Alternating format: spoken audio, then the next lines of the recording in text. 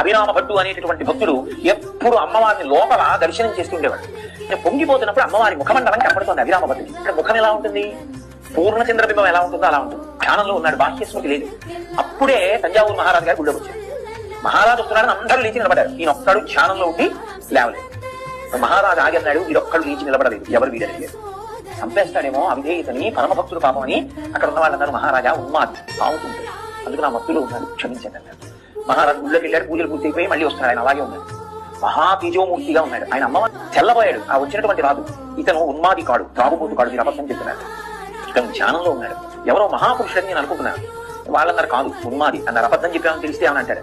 ఆయన అన్నాడు కలపండి వాళ్ళు కనిపారు. ఆయన బహిర్ముఖుడు. ఆయనకి ఇంకా అమ్మవారి ముఖాన్ని పౌర్ణమి చంద్రబింబంలా చూస్తున్న సన్నివేశం గుర్తుంటుంది. రాదన్నాడు ఇవాళ ఇది అన్నాడు. ఆయన అన్నాడు పౌర్ణమి, ఎందుకంటే అప్పటి వరకు అమ్మవారి ముఖమండలాన్ని పౌర్ణమి చంద్రబింబంలా చూస్తున్నాడు. పౌర్ణమి అన్నాడు. ఆ రోజు అమావాస్య. రాదన్నాడు నేను చీకటి పడ్డాక రాత్రి వస్తాను, నువ్వు నాకు పౌర్ణమి చంద్రబింబాన్ని చూపిస్తావా అన్నాడు.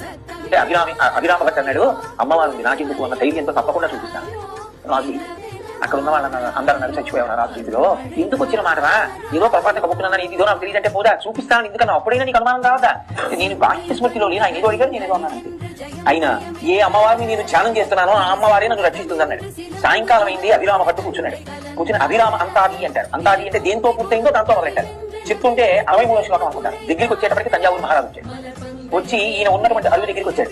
వచ్చి ఏది చంద్రబింబం అని అడిగాడు. కచ్చికది అమావాస్య, ఏది చంద్రబింబం అన్నాడు. ఈయన అదే పనిగా అమ్మవారి మీద శ్లోకం చెప్తున్నాడు. అమ్మవారు చూసి రాజు చంద్రబింబాన్ని చూపించలేదు కాబట్టి ఇతని కుట్టుక కత్తిరించండి రాబోతున్నాడు.